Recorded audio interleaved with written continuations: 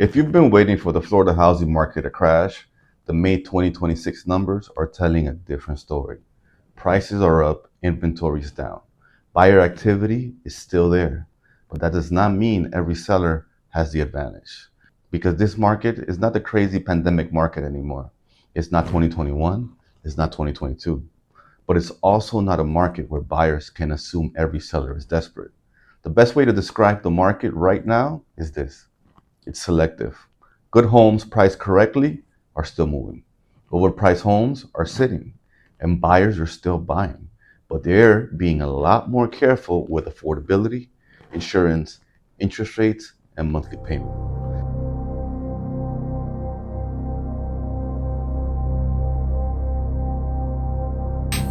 So in this video, we're going to break down the May 2026 single-family home numbers for Florida overall, then Miami-Dade, Broward, and Palm Beach.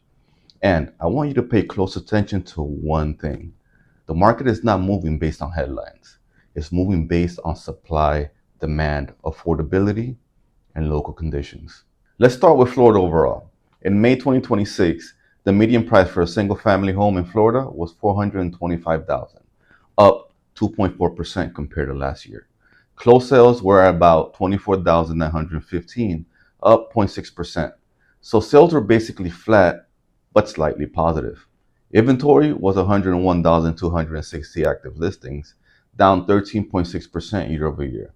And month supply was 4.7 months, down 17.5% compared to last year. Now, this is important because if the market were truly crashing, we would expect to see inventory exploding, sales falling hard, and prices dropping significantly. But that's not what's going on in this slide. The state market is showing something different.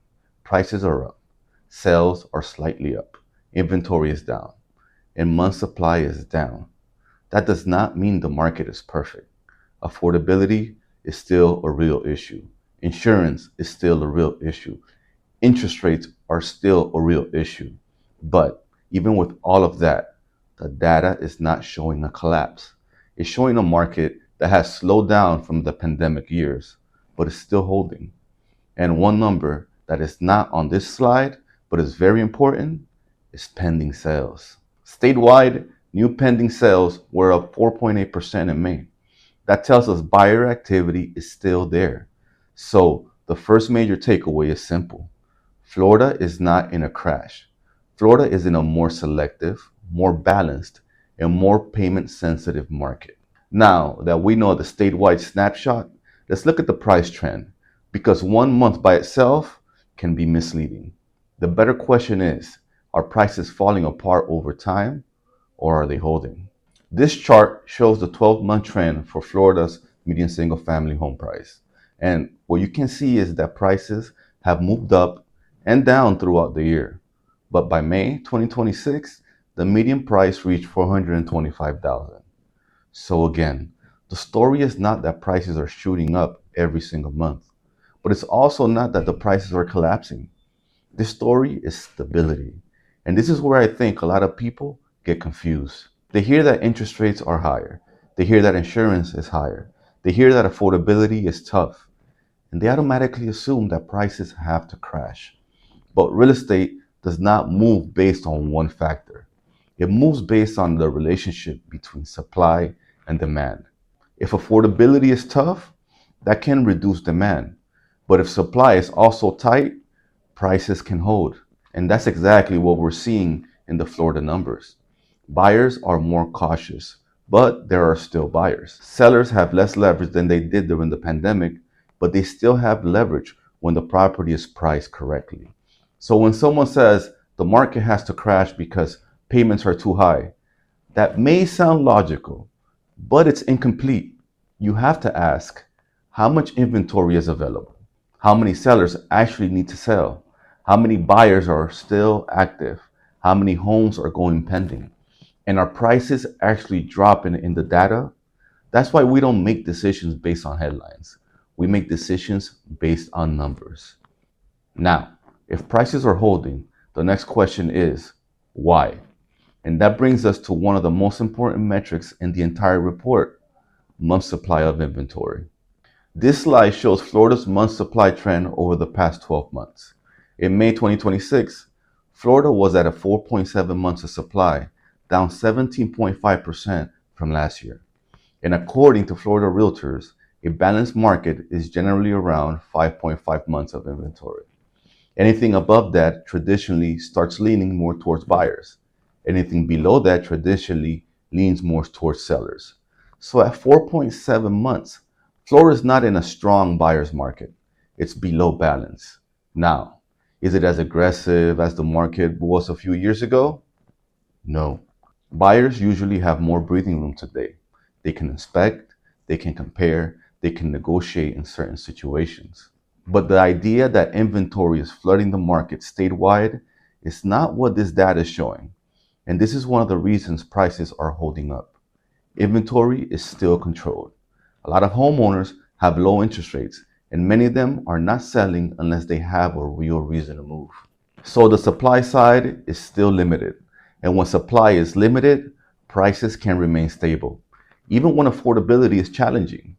That is the part many people miss. High rates alone do not automatically create a crash. You need forced selling. You need excess inventory. You need demand to drop faster than supply. And right now, at least in the May single family numbers, that is not what Florida is showing. Now let's zoom into South Florida, because Florida as a whole is useful, but local markets can tell a very different story. We're going to look at Miami-Dade, Broward, and Palm Beach, and this is where the differences become really important. Let's start with Miami-Dade. In May 2026, Miami-Dade had a median single-family home price of $680,000, up 0.7% year over year. Closed sales were at 1,042, up 10%. Inventory was at 4,599 active listings, down 19.1%. And month supply was at 5.2 months, down 21.2%. So Miami-Dade is very interesting. Prices are basically flat, but slightly up. Sales are up strongly, inventory is down, and month supply is at 5.2, which is very close to the balanced market benchmark. That tells me Miami-Dade is not weak, it's more balanced. Buyers may have more room than they did during the pandemic, but sellers are not automatically losing control either. And here's a supporting stat that really matters. Miami-Dade's average sale price jumped 22.1% year over year, and closed sales of homes priced at 1 million or above were up 26.7%. That tells us the luxury side of Miami-Dade is still very active. And this is why you cannot just say Miami-Dade is good or Miami-Dade is bad. It depends on the price range. It depends on the property. It depends on the location.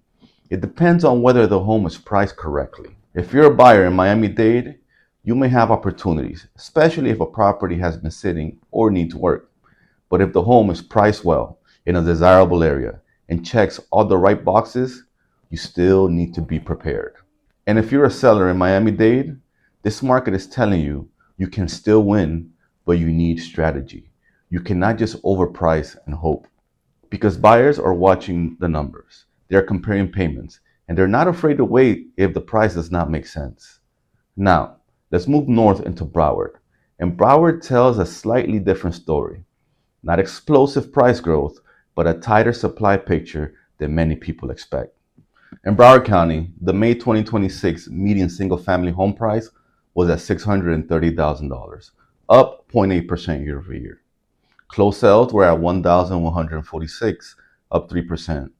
Inventory was at 4,560 active listings, down 22.2%. And month supply was at 4.5 months, down 23.7%. So Broward is not showing a huge price appreciation. Prices are basically stable, but inventory is down sharply, and month supply is only 4.5. That means Broward is below the balanced market level. So while buyers may feel like they have more options than they did a few years ago, the data says supply is still relatively tight. And here's another stat that helps complete the picture. The median time to contract in Broward dropped from 38 days to 35 days. That means homes actually went under contract faster than they did last year. So again, this is not a weak market signal. This is a selective market signal. The right homes are still moving. But buyers are not treating every home the same. If the home is updated, priced correctly, and located in a strong area, it can still attract serious attention. But if it's overpriced, needs too much work, or does not show well, buyers may skip it. For sellers in Broward, this is why pricing is everything. You do not want to be the listing that sits while the properly priced homes down the street gets the attention. And for buyers, Broward is a market where you need to know the difference between a home that is sitting because there is opportunity and a home that is sitting because the seller is unrealistic. Those are two very different situations. Now, let's go into Palm Beach. And out of the three South Florida counties in this report, Palm Beach may have the strongest overall snapshot. In Palm Beach County, the May 2026 median single family home price was $675,000, up 5.5% year over year. Closed sales were at 1,437, up 7%. Inventory was at 4,946 active listings, down 22%. And month supply was 4.1 months, down 29.3%. This is a strong snapshot. Palm Beach had the strongest median price growth of the three counties. Miami-Dade was up 0.7%, Broward was up 0.8%, and Palm Beach was up 5.5%. Palm Beach also had the lowest month supply of the three counties at 4.1 months. That means supply is tighter in Palm Beach than in Miami-Dade or Broward. And another important number that is not on the slide, new pending sales in Palm Beach were up 19.7% year over year. That is a strong sign that buyer activity is not just showing up in the closed sales, but in the future activity. So, Palm Beach is showing higher prices, more closed sales, lower inventory, lower month supply, and a stronger pending sales. This is not a crash. This is a market with real demand. Now, does that mean every seller can ask whatever they want? No. Even in a strong market, pricing still matters. But Palm Beach's numbers show that if the property is positioned correctly, sellers may still have meaningful leverage.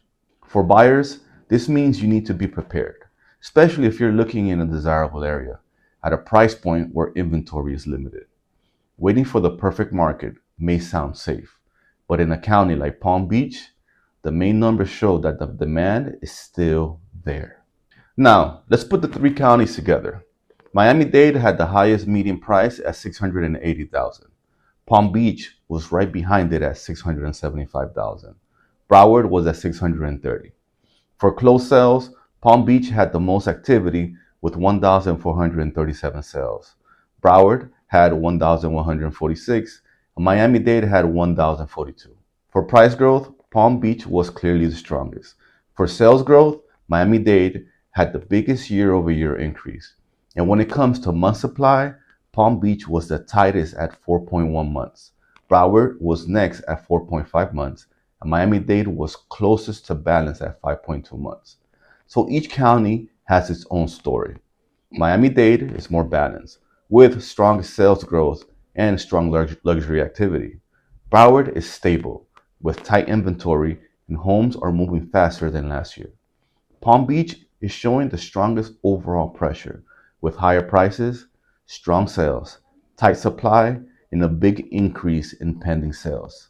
But the common theme across all three counties is this: inventory is down, month supply is down, closed sales are up, and prices are either stable or higher. That is why I keep saying this is not a crashing market. This is a selective market. So, what does this mean if you're a buyer? It means you have to stop making decisions based only on the headlines, because the headline may say one thing, but your actual market may be telling a different story. Yes, payments are higher. Yes, affordability is challenging. Yes, insurance has become a major factor in Florida. But if you're waiting for some perfect moment where rates drop, prices drop, inventory floods the market, and every seller gives you a deal, that moment may never come. There will always be noise. There will always be someone predicting the next crash.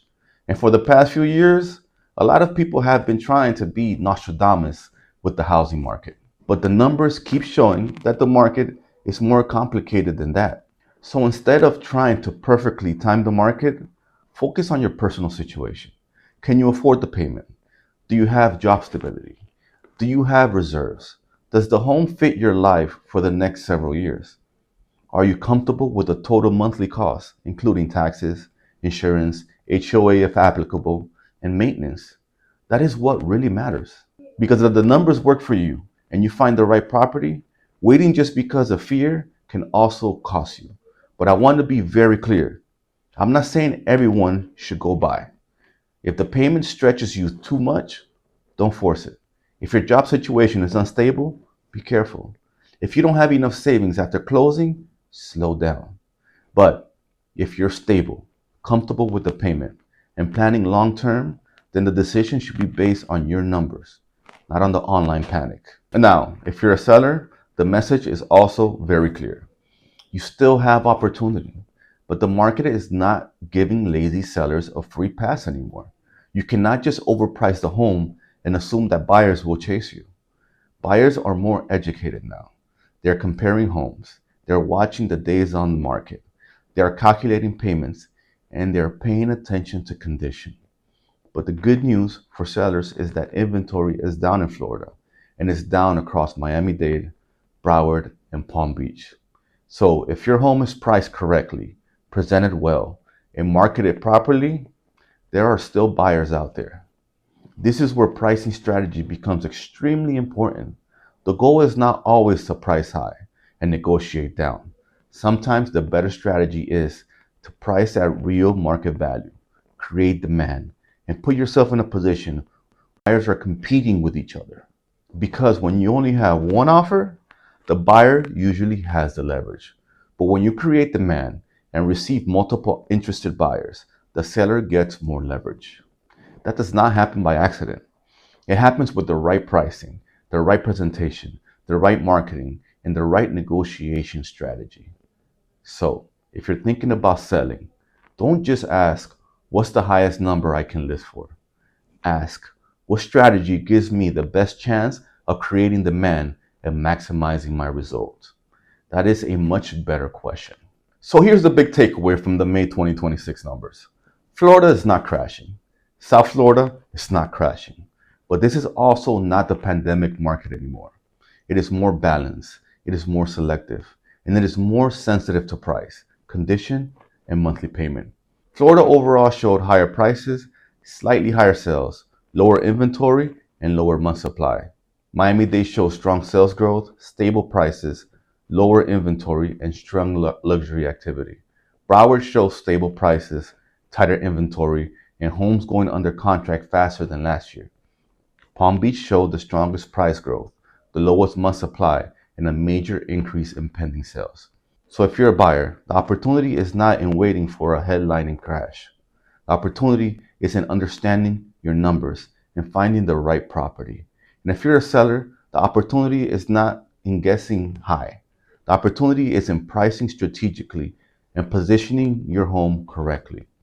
Because in this market, strategy matters more than ever. If you're thinking about buying, selling, refinancing, or just trying to understand what these numbers mean for your specific situation, don't make the decision based on a headline. Look at your city, look at the price range, look at the monthly payment, look at the competition, and look at the actual data. If you want me to help you review your options, run your numbers, or understand what is happening in your specific market, reach out to me. No pressure, just clarity. And if you found this helpful, subscribe to the channel because every month I break down what is actually happening in the Florida and South Florida housing market without the panic and without the hype. Once again, thank you for tuning in. I'll see you next time.